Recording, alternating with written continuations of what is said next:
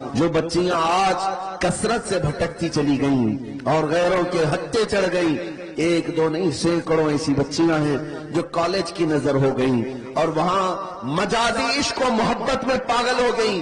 انہیں وقتی طور پر کچھ نوجوانوں کے چہرے بہت خوبصورت لگنے لگ جاتے ہیں، یہ شیطان ہے، شیطان ہے۔ حدیث پاک میں ہے النظرۃ سہم من سہام الشیطان، یہ آنکھوں کا جو ایک بار ملاپ ہوتا ہے شیطان کے تیروں میں سے ایک تیر ہے۔ عورتوں کو چاہیے تھا کہ اپنی نگاہیں نیچی رکھتی، لیکن تم جن نوجوانوں کا ہاتھ پکڑ کر کے یہ سمجھتی ہو میری قوم چھوٹتی ہے تو چھوٹنے دو، ماں باپ کا منہ کالا ہوتا ہے تو کالا ہونے دو، میری قوم مجھے تانے مارتی ہے تو مارنے دو، مگر میں اپنی محبت کے پیچھے جاؤں گی، یہ ساری باتیں کہاں سے آ رہی ہے؟ یہ دنیا ہمیں فلموں میں دکھا رہی ہے، یہ سیریل میں دکھایا جا رہا ہے کہ محبت کا مطلب یہ ہے کہ سب سے لڑائی لڑ لو، ماں سے بھی لڑ لو، باپ سے بھی لڑ لو، سارے معاشرے سے لڑ لو، لیکن ایک بے حیائی کو تم کر جاؤ۔ یہ دنیا یہی تو آج دکھا رہی ہے، اور بچے ہمارے یہی سمجھتے ہیں کہ ہم کو بھی ایسا ہی کرنا ہے، اس کو یہ سمجھتے ہیں ایک جنگ ہے، محبت کی جنگ لڑ رہے ہیں۔ نادانو، یہ محبت کی جنگ نہیں ہے، یہ بے حیائی اور ننگا پن ہے۔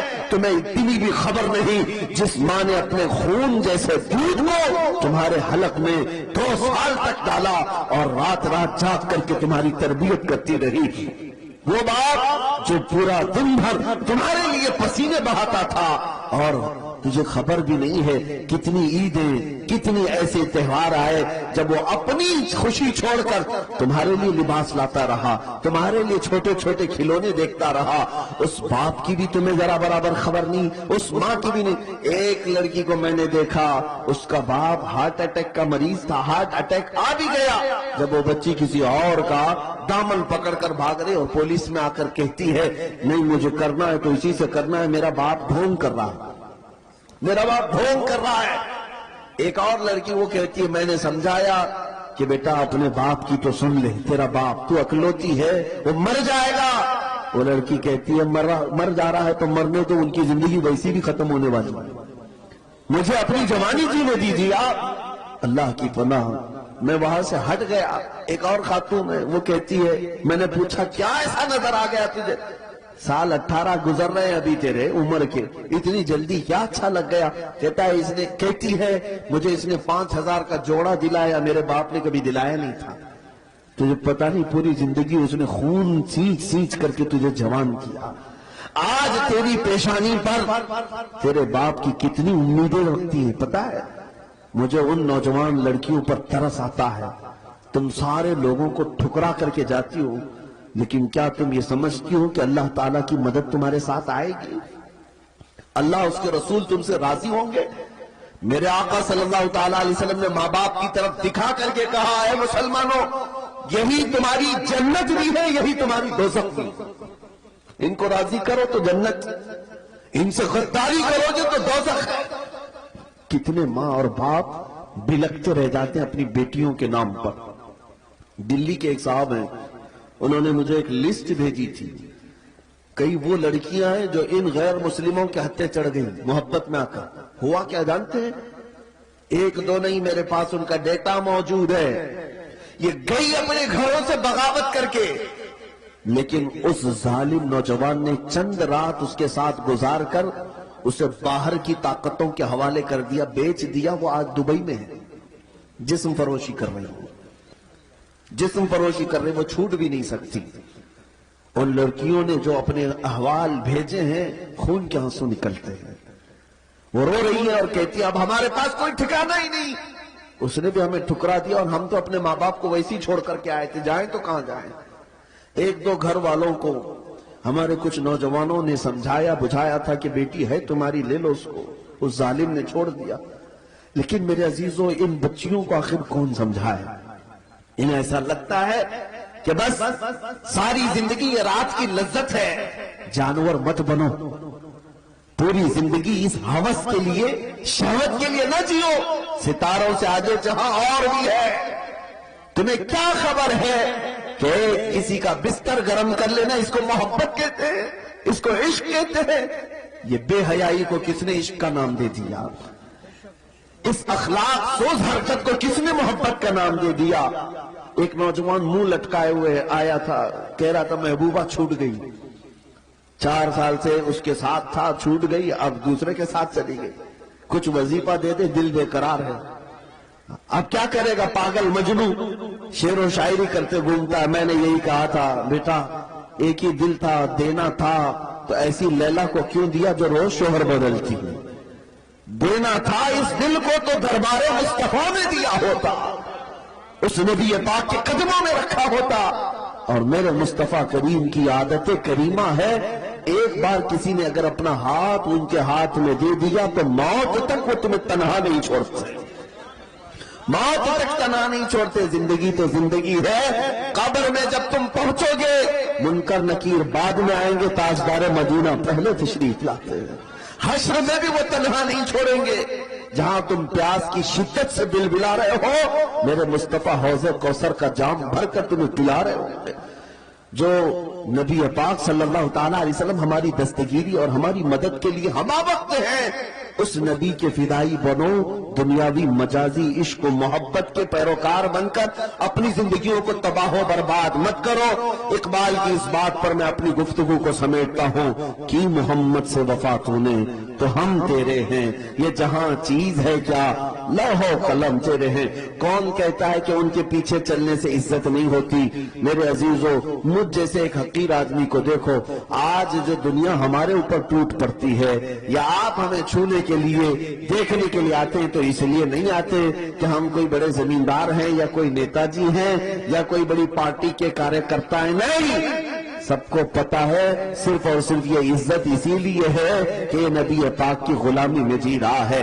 یہ ناز یہ انداز ہمارے نہیں ہوتے، جھولی میں اگر ٹکڑے تمہارے نہیں ہوتے، جب تک کہ مدینے سے اشارے نہیں ہوتے روشن میری قسمت کے ستارے نہیں ہوتے۔ اے نوجوانوں، تم سب کے لیے میرا پیغام ایک ہی ہے، بک جائیے بے دام ہی بازار نبی میں، بے دام ہی بک جائیے بازار نبی میں، اس شان کے سودے میں خسارے نہیں ہوتے۔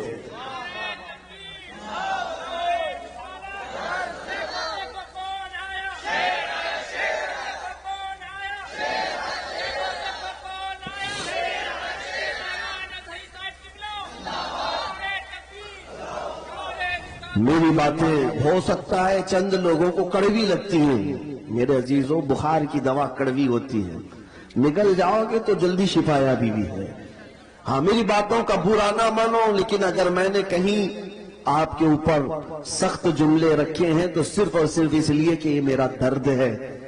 تم میرے مصطفیٰ کے غلام ہو، اگر میں تمہیں نہ بولوں تو کس کو بولوں؟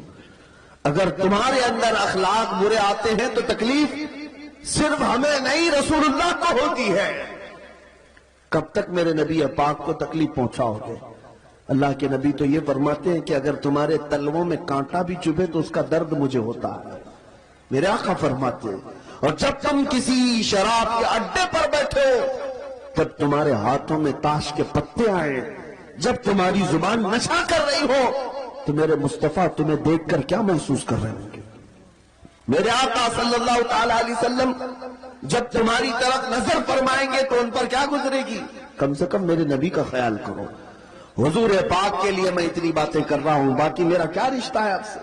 میں کون ہوتا ہوں تمہیں ڈانٹنے والا؟ میں کون ہوتا ہوں تمہارے درمیان چلانے والا؟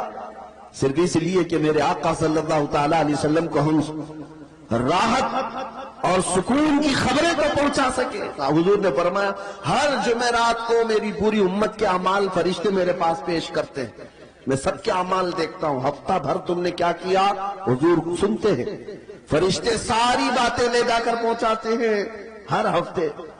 کبھی احساس ہوا کہ ہر جمعرات کو ہمارے کون سے اعمال حضور کے پاس گئے ہوں گے؟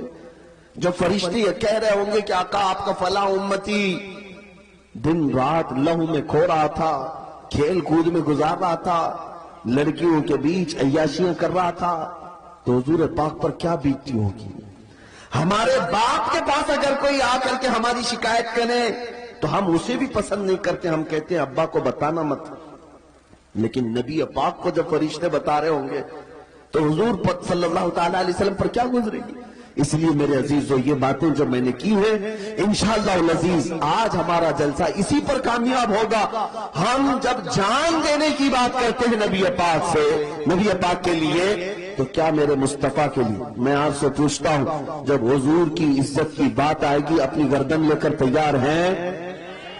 सबका जज्बा ये है, हमारा बच्चा जवान बूढ़ा यही कहता है, या रसूल अल्लाह, ये एक जान क्या है अगर हो करोड़ों, तेरे नाम पे सबको वारा करूं मैं, हबीबे खुदा का नजारा करूं मैं, दिलो जान उन पर निसारा करूं मैं। सबका ये जज्बा मुझे पता है, लेकिन ऐ मेरे अजीजों, मैं ना आज तुम्हारी जान मांगने आया, ना मैं तुम्हारी गर्दन मांगने आया, न तुम्हारा खून मांगने आया, बस इतनी भीख जरूर मांगने आया हूं, जो कौम अपने नबी के लिए गर्दन दे सकती है, चंद अय्याशियों और गुनाहों को मुस्तफा के नाम पे छोड़ के नहीं सकती। छोड़ेंगे इंशाअल्लाह अज़ीज। आज से ये अहद करके उठेंगे कि मैं अब अल्लाह ने जो कान दिए सुनूंगा तो हुजूर की नाते सुनूंगा। जुबान से मैं कभी गलीज कलमात, गाली गलोच और गाने नहीं गाऊंगा। अगर मेरी जुबान खुलेगी तो इस बात के साथ मैं सो जाऊं या मुस्तफा कहते कहते, खुले आंख मेरी सल्ले अला कहते कहते। जब भी जुबान बोलेगी तो नबी नबी बोलेगी। सबसे आला व औला हमारा नबी, सबसे बाला व वाला हमारा नबी। चंद नाते याद कर लो ताकि चलते फिरते भी तुम्हारी जुबान अगर किसी को पुकारे तो मेरे मुस्तफा को पुकारे। तवज्जो चाहता हूं, ये काम करेंगे आज से इंशाअल्लाह। अब मेरी गुफ्तगू यहां पर खत्म हो गई और मैं नाउम्मीद होकर के नहीं जाता, नाउम्मीद होकर नहीं जाता। मुझे यकीन है मैंने किसी ऐसे वैसे का नहीं, तुम्हारे खून से भी बढ़कर, तुम्हारी जान से भी बढ़कर जिसका रिश्ता है, उस नबी का वास्ता मैंने तुम्हें दिया है, उस रसूल पाक का वास्ता मैंने तुम्हें दिया है। और मुझे पता है कि नौजवान हमारे गुनाह तो कर सकते हैं, लेकिन अपने नबी को धोखा कभी नहीं दे सकते, अपने नबी को धोखा नहीं दे सकते। बेवफाई हम हुजूर के साथ कभी नहीं करेंगे। अब आखिर में मैं चंद बातें आपसे कहता हूं। ठीक है, ये हमारे अमाल थे, इसकी इस्लाह जरूरी थी, इसलिए मुझे कहना पड़ा, लेकिन फिर भी आए मुसलमानों, अगर तुम्हारे अमाल जैसे भी हो जाए, खौफ और डर अपने सीने में मत लाना। हिंदुस्तान में रह रहे हो ना, आप में से कोई पाकिस्तान से आया है? पाकिस्तान वाला छुप छुप करके फिरे, मुझे कोई पकड़ेगा। अरे जिस जमीन के हम बरसों से वारिस हैं, ये जमीन आज के 5 साला नशेड़ी लोगों की नहीं है, ये हमारे बाप आदम अलैहिस्सलाम की जमीन है या नहीं है? तो भीख मांगी हुई जमीन नहीं है, न ही हम चोरी चपाटी करते हुए, डकैती डालते हुए यहां आकर के कब्जा किए हुए। तो डर किस बात का, खौफ किस बात का? अपनी जमीन पर रह रहे हैं तो आज के बाद खौफ से नहीं जिएंगे इंशाअल्लाह, खौफ से नहीं जिएंगे। अगर ये जालिम कुत्ते कहीं किसी को जुल्म के साथ पकड़ते भी हैं तो मेरे अजीजों डरने की जरूरत नहीं। ये अहद करके उठना कि गर्दन जाएगी तो अल्लाह अकबर के नाम पे जाए। हम हुसैनी किरदार को जिंदा करके जाएंगे। तुम्हारे मरने से और मेरे मरने से कुछ नहीं होगा, इस्लाम जिंदा होता है हर करबला के बाद। इंशाअल्लाह अज़ीज़ कुछ नहीं होगा।